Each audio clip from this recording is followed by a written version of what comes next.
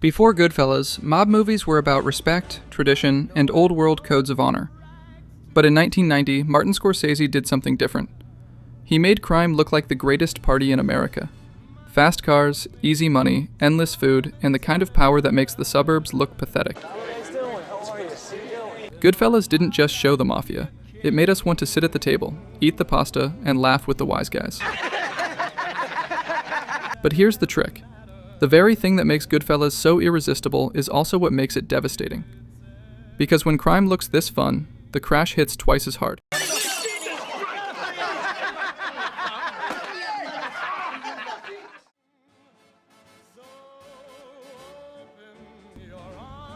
From the very first line, "As far back as I can remember, I always wanted to be a gangster."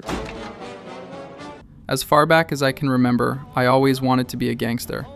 Henry Hill, played by Ray Liotta, is selling us the dream.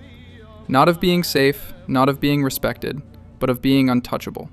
To me, it meant being somebody in a neighborhood that was full of nobodies. They weren't like anybody else. I mean, they did whatever they wanted. Scorsese shoots Henry's rise like a rock concert. Oh, you broke your cherry.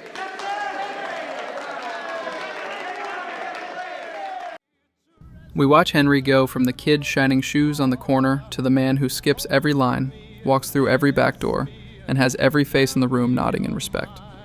For him, the mob isn't crime. It's family. It's freedom. It's power without waiting your turn. The camera glides through the Copacabana in one unbroken shot, showing us a world where everyone knows your name and the rules don't apply. Mobsters skip lines, dodge laws, and live in perpetual excess. Clothes, cars, jewelry, food, every frame is bursting with life and color. This isn't The Godfather. There are no smoky rooms of old men debating tradition. This is the mob as adrenaline, as youth culture, as pure chaos disguised as fun. The way Scorsese tells the story is the seduction. Fast cuts, freeze frames, jumpy narration. Thelma Schoonmaker's editing makes the movie move like cocaine. You don't just watch Henry and Tommy, played by Joe Pesci, laughing in the club. You feel like you're sitting next to them, riding the high. Even violence is staged like a punchline. Pesci's "funny how" scene flips tension into laughter.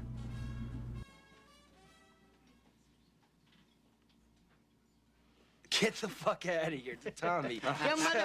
The Layla montage shows bodies stacking up, but it's set to music so smooth you almost forget these people are corpses. Scorsese knows exactly what he's doing. He makes us complicit in the fun, so when it all comes crashing down, we feel the withdrawal just as hard as Henry does.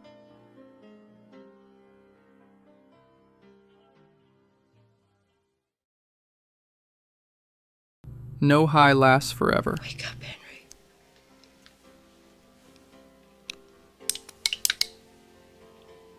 By the third act, the movie that once felt like a non-stop party suddenly feels claustrophobic. Henry's paranoia sets in. What are you doing? He's juggling drugs, the FBI, and his unraveling family. The editing changes. Shots are tighter, cuts are faster, the pace is suffocating. That one day in Henry's life, the helicopter paranoia sequence, feels like a bad trip that never ends.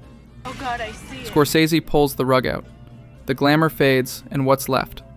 Addiction, betrayal, and collapse. The mob life that once looked like freedom now feels like a cage. I spoke to Jimmy. He offered to give me some money. Fuck Jimmy and his money. I told you I gotta get out of here and straighten out everything with Paulie or else I'm dead, Karen.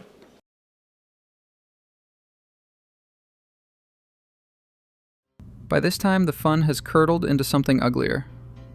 What once looked like freedom, skipping lines, breaking rules, living large, becomes a trap. Because when there are no limits, there's no safety net either. Friendships dissolve in paranoia. Trust disappears. Even the closest bonds, like Henry and Karen or Henry and Jimmy played by Robert De Niro, are poisoned by fear and betrayal. Jimmy had never asked me to whack somebody before, but now he's asking me to go down to Florida and do a hit with Anthony.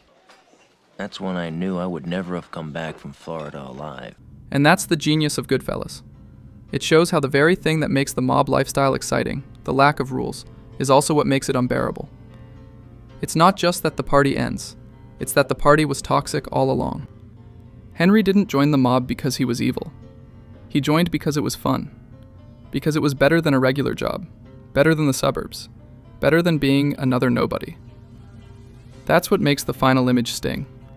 Henry Hill, living in witness protection, reduced to being a schnook in the suburbs. After all the parties, the power, the thrill, the worst punishment wasn't prison or death. It was boredom.